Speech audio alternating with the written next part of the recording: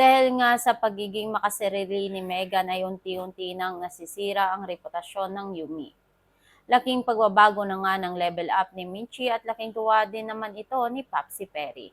Habang itong si Jenny ay excited na nga na makamiting ang BGYO for collaboration. Sa hindi inaasahan ay dumating nga itong si Meghan at minamaliit nga ito ni Meghan at sabi nito mukhang mali yata daw nang napuntahan itong si Jenny. Pinagtanggol naman ito ni Basha. Sabi nito, lingid nga daw sa kaalaman ni Meghan ay in-invite nga daw itong si Jenny. Kinaladkad nga ito ni Meghan si Jenny na paalisin sa hindi inaasahan ay nakita ito ni Akira. Laking gulat ni Meghan dahil nakikita ni Akira kung ano ang ginawa nito kay Jenny.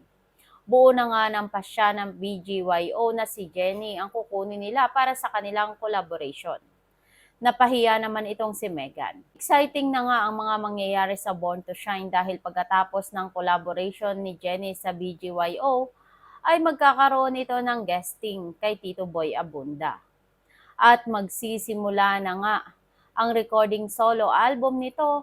Malakas na sigaw nga ni Bana na wala na nga daw makakapigil pa sa rising superstar nito na si Jenny Sikat. Habang ang Yumi ay unti-unti ngang nasisira at sabi ng mga kagrupo ni Meghan, mas naiinggit pa nga daw sila kay Jenny. Kung ganito naman daw ang palaging nangyayari sa kanila, mas gugustuhin na lang daw nitong umalis sa grupo.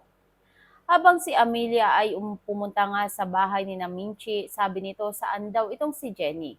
Gusto daw nitong makita ang apo nito. Kinagulat naman ito ni Minchi. Pakabangan nga natin kung ipapakita kaya ni Minchi kay Amelia itong apo nito.